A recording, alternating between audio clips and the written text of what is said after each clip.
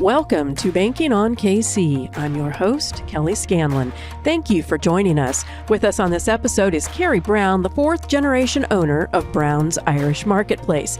Operating since 1887, Browne's is North America's oldest Irish business. Welcome, Kerry. Kelly, thank you so much for having us here. I'm excited to talk all things Browne's and Irish with you. It's too bad we don't have a camera on us because she has brought an assortment of products, and the Irish culture is a huge part of everything they do. So we're excited to see how she demonstrates these products. Before we get started with those, 1887, 150 years. Tell us a little bit, the highlights, not the whole 150 years, but give us some highlights of the history. I mean, being fourth generation, you've seen a lot. It's so exciting the more we talk about it and think how great it is. And we're good today because of the people who came before us and the struggles they had. And something you said with the oldest Irish business in North America, something we recently learned, the Irish government reached out to us and said we're the oldest Irish business outside of Ireland. Wow. So just think of that. So incredible to think my great-grandparents came from County Kerry, Ireland, and started in the front of their house just selling some wares and different things, and that they were so gutsy. Think what they went through to do that. And then when they got rid of the house, they moved outside of town and to the building, the modern building we're in now, which we opened in 1901. And just what they went through and getting to know people. Well, just the journey over. We didn't have airplanes then. They had to come on a boat. No cell phones to say, or Google, what's Kansas City like? And then their daughter, Margaret, married my grandpa, also an immigrant from County Kerry, Ireland. And what made him come to Kansas City? I wish we knew more. Grandpa said, some guy on the boat said he was coming here, so I thought I would. It's like, really? You don't know. And then what he did, he survived through 2 world wars, the Depression. They raised 11 kids there. He started Associated Wholesale Grocers with some other men. So, each one of them did amazing. And then their son was my dad, Bob, and he and my mom took it over, and we grew up and were born and raised in the store, hands-on with all our aunts and uncles and cousins, and everybody's still involved. The cousins all love to be part of it. And again, they had struggles. They tore down houses across the street. They had to rethink it. And I think the reason we're still here now is because as things changed, it's like, okay, there's workmen across the street, let's make them sandwiches. Or, okay, the city's moving out south, let's get more delivery trucks. And now the whole world's coming back to us, so we feel like we knew if we held on 138 years. No, but we're thriving now. We're by the streetcar, and downtown is so great, and everything's moving back. And the beauty is a lot of those people who lived in the houses across the street, their kids and grandkids, keep coming back. And that's what I love is sometimes in a given day, you'll see 3 generations having lunch. And I know those same 3 generations came from my dad and my grandpa. And that older man now has some story. Just yesterday, a guy came in and he said, I remember one day I gave your mom a $5 bill. And he said it was for all the penny candy I stole as a kid in here. And even though I confessed it at church and did my Hail Marys, I've carried that guilt. So I got a clear conscience now. He made restitution. Yeah. Wow. So hilarious. It is really fun. So what has it been like after spending your childhood with your family, your mom and dad, your aunts, uncles, and cousins in this business, to be the person that's carrying it forward now, that's carrying it on? What is that like?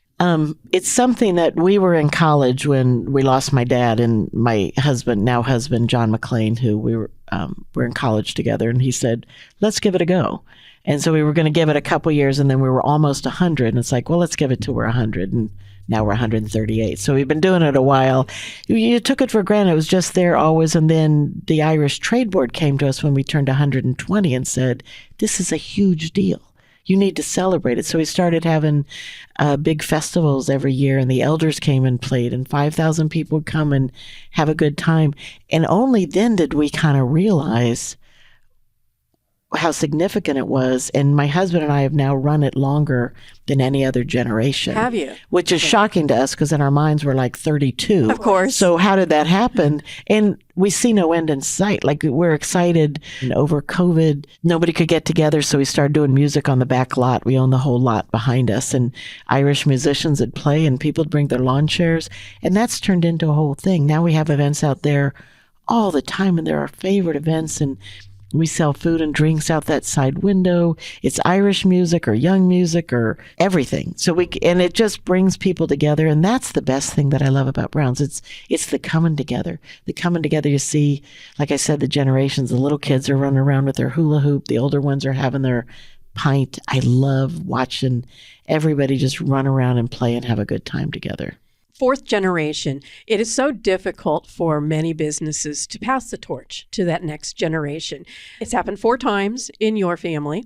What has been the key? It's not just the business side of things. It's usually the dynamics within the family, or often I shouldn't say usually, but often it's the dynamics within the family that kills the business generationally. So how has your family been able to manage those dynamics over the years? Well, again, I just would say that's a great, great question. I'd say the people who came before us were so incredible. And when my dad died, now that I'm older, I think what that took for my mom, as a fairly young widow to say, I trust you young kids who know nothing. And knowing nothing is kind of why you can do anything. It's like, sure, we can do that. No problem. We both finished college at night while we were doing this, and we were catering weddings. We did and had all kinds of stuff there, trying new things every time you just keep adapting to do what customers ask. And we've always been open to that. But my mom was so gracious and so kind, which I know it was hard. It was their baby. But when we'd come up with stuff, she was open and would talk it through and would give us a chance, which I try to keep that in mind with my own kids too, because that's what's so great. And I'm assuming the generations that came before, that's what they were willing to do too, and to keep making it. And everybody changed it. We don't have the exact same business because the world isn't the exact same. But everybody changed it to make it work for them. And what's exciting, one of my sons, Rory, is in college now, and he's doing marketing because he's excited. He really wants to carry it on. I said, you don't have to. There's so many other things, but he wants to. And the big thing he brings up is he goes, 1887, Mom. Think of that. That's huge. So here, this is one of our shirts we have. He came up with this design that's just 1887. And like everybody goes, what's that mean? Like all our regulars don't even get it. So it is good that we even remember that's a huge deal, because somebody said half of 1% of businesses are still open at 100 years. So think of that in the whole country. So it is a big deal, and we're happy to celebrate it. And I love that matters to that next generation that wants to be part of it. So I will hope to be continuously as gracious to him as he changes as the generations were to us. Well, and that's always a big question mark, is whether the next generation is interested in continuing it. So you already have that question answered. It's not 100%. You never know. But he also says he sees it going on long term, even if he's not day in, day out, every day there. He wants it to keep going. No pressure. That's like over COVID. Like everybody goes, are you guys closing because of COVID? It's like, we can't. Like now there's pressure on us. Like we can't be the generation that didn't do it. So, and our customers indicate there's no end in sight. Our customers are so loyal and good to us and come back. And we love seeing them. They're truly our friends and family at this point, because you get to know them so well. But on the other hand, we always have, like last Saturday, we asked people where they're from. People were from all over who've never been there before too. So we love welcoming new people. And people go, well, you have to be Irish. It's like, absolutely not. Like every single person's welcome at Browne's. And that's what I love about it. What are some of your favorite personal stories, or some of your favorite memories about Browne's? There's so many, because every day, don't you go, best day ever, best day ever. Like one is when I talked about the Irish Trade Board saying you need to have a festival. Like that first festival, we closed the street and we had the bands, and there was maybe 5,000 people who came, and we had no idea. Like we didn't know what to expect, and we're just standing there, and I'd lost both my parents by then, and you're just thinking, wow, there's all here with us, and you feel the energy and the presence of everybody. And another time, the master brewer of Guinness came over. Really? And it was kind of like, we just found out a few days before. We threw up a tent, we made some little flyers, and he taught people how to pour a perfect pint, which we have Guinness and Smithwick's and Harp and Magners on tap, and we're very adamant that it has to be poured just so. So he taught people, and then if they got it, there was a certificate they got. There was over 1,000 people who came to that, and we thought maybe 50, and people were like, worshiping him. And he was so kind to the littlest kid or everybody else. It was such a great day. Another one at Irish Fest, or whenever there's a festival and there's a musician in town, they'll stop by for lunch. And this lady, whose name is Irish Mythen, she's from Ireland but lives in Canada, she's sitting there having lunch, and she finishes lunch, puts down her sandwich, and breaks into song. Wow. And people were weeping. Bottles of whiskey on the shelf were rattling. It was, in a video of it came up not long ago. I maybe reposted on Instagram. It was incredible. It was unforgettable. And I've seen that video hundreds of times and still I don't tire of it. So that when just different people stop by, unexpected, it's such a thrill. Usually the unexpected involves some sort of music. And that's what makes it really, really special. Music and drink. Music and Guinness, yeah. Here, I brought some Guinness. Will I do a little pop? Whoops. Now, at Browne's, we do have it on tap, so you don't have to do the top. But in case you can't, you can take it home. Watching your family, previous generations of your families run Browne's Marketplace, the way they approach customer service, the way they approach the business itself, did any of that influence your approach to the business? When I first opened, I was very, very shy. And I know, hard to believe.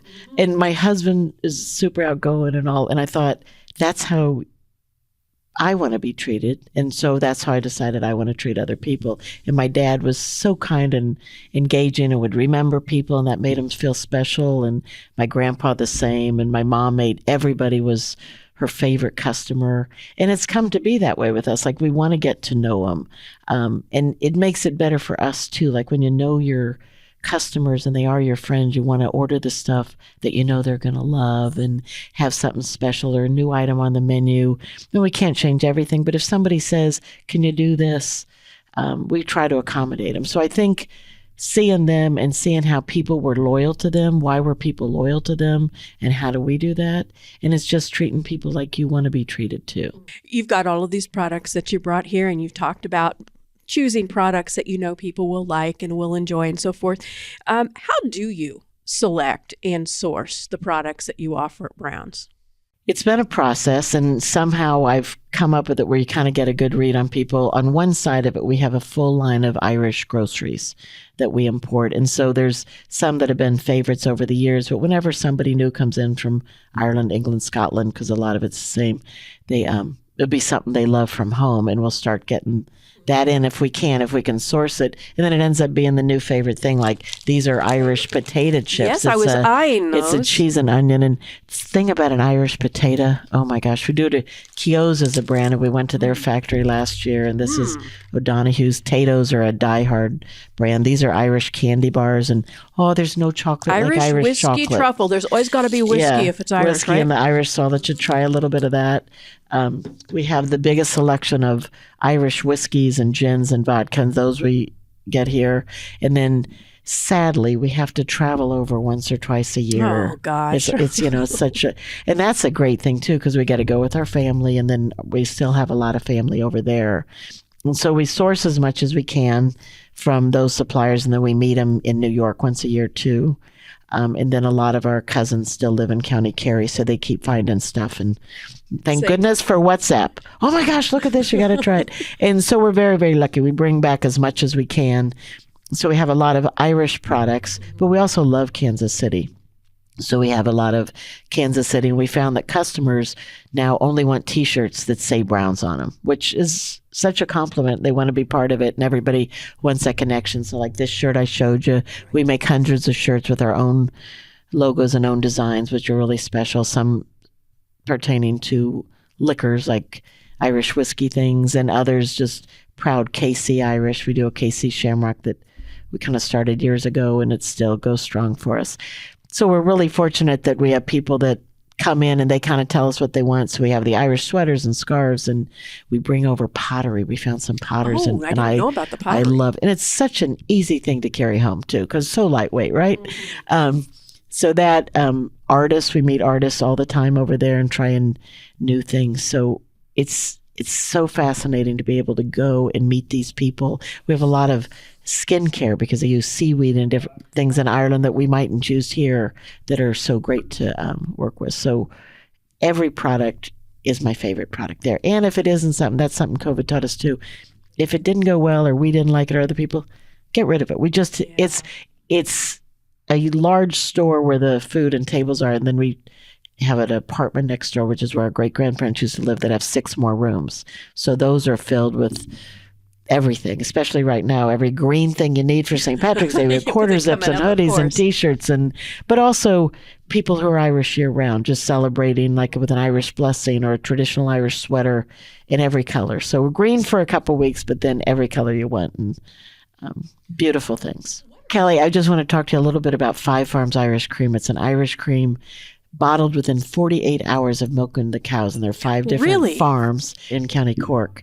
And then they get the whiskey from Middleton, and isn't that incredible? It's great in your coffee, your cocoa, over your ice cream. We're going to actually have a coffee bar on St. Patrick's Day, and this will be one of the things we have in cocoa in that. But it's bottled right up at Holiday in Weston. So we love that we can support.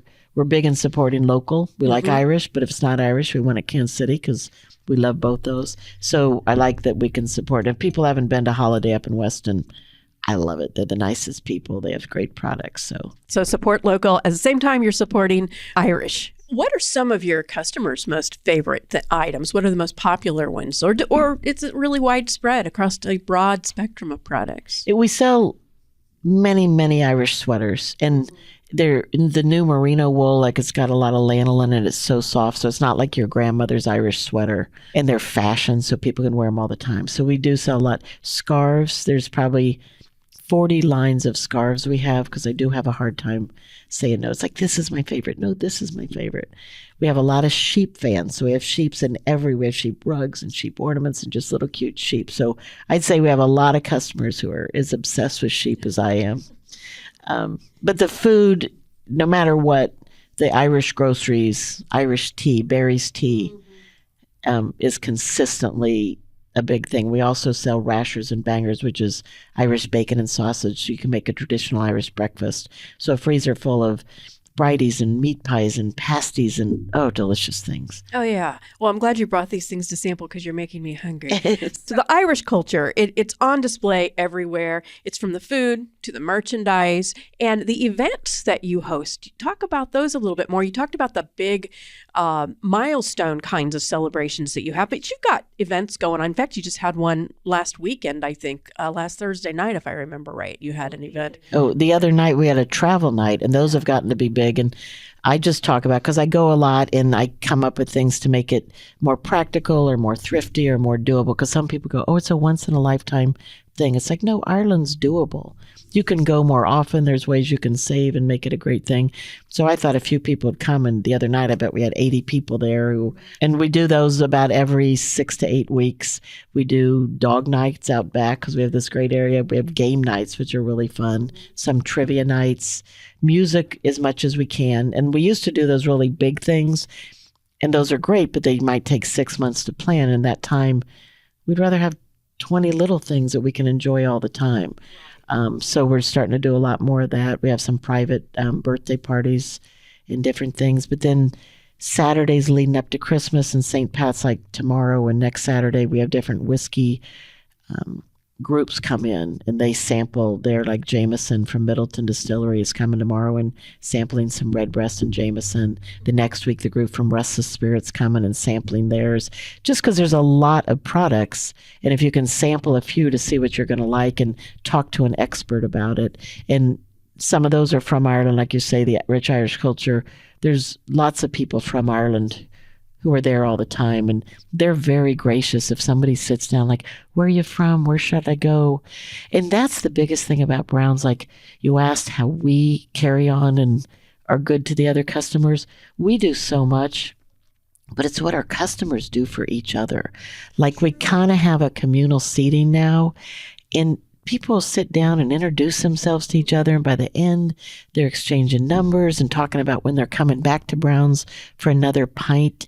But it's just that whole energy and positiveness of those people, and especially a couple like one man comes by for a pint like at least once a week, and he always makes friends. And if somebody's sitting alone, he'll go over to him to make them feel welcome.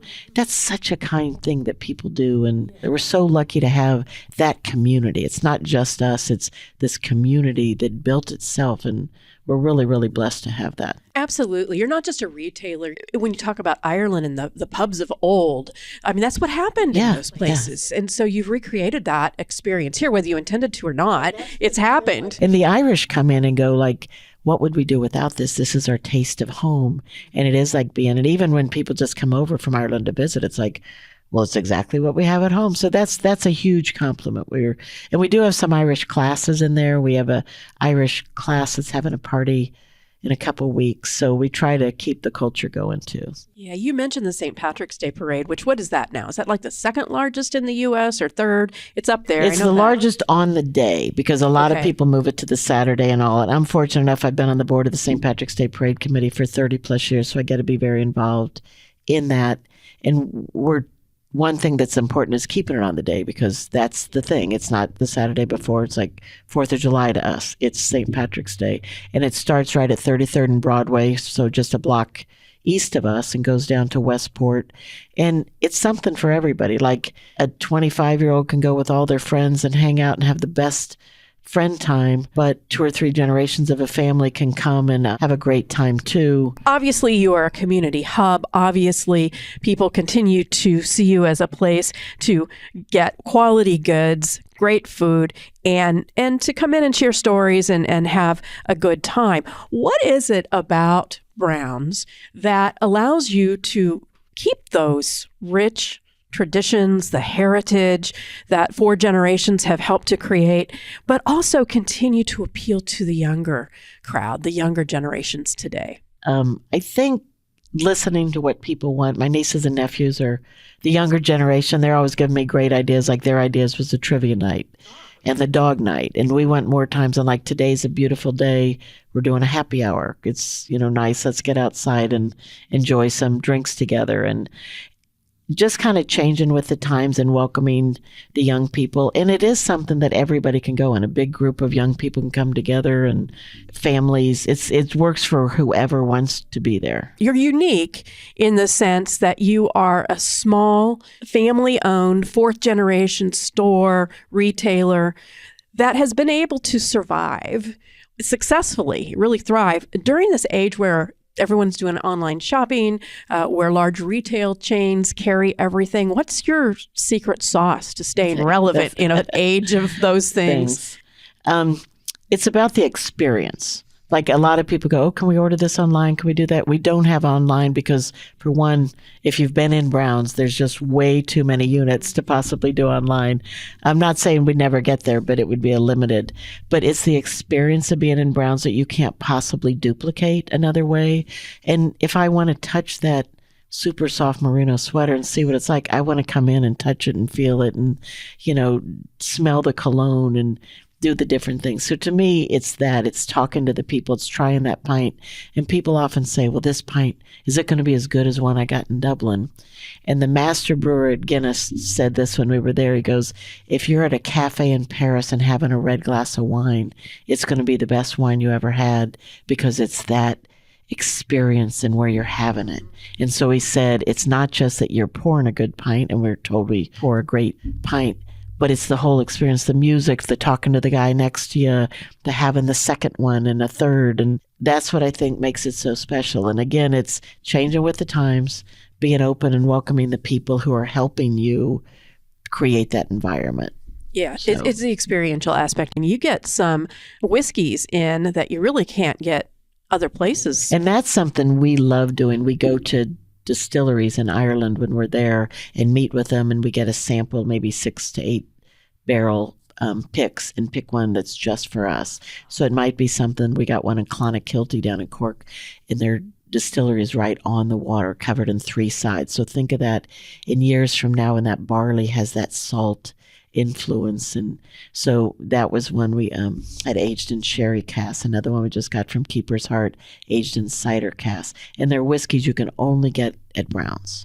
So that's so great. Something we had in July last year, Missouri Oak Redbreast did a special edition in Missouri oak cask, which it was not even available in Ireland, just for the American market, and they did the launch of it at Browne's.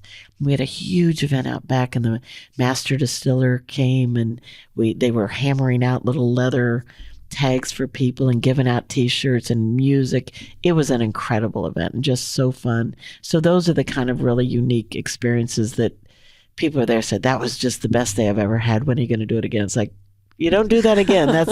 But you never know. There'll be some other new thing. Right. So I'd say follow us on Instagram, follow us on Facebook, our website. There's things that we don't even know. If somebody's coming through town and said, can we come and do it? Yeah, we're open to that. And I think that's what you say. Why does it work? Because we're open to different things. We're open to doing that Missouri oak launch and things, because those are the best days. Those are so fun.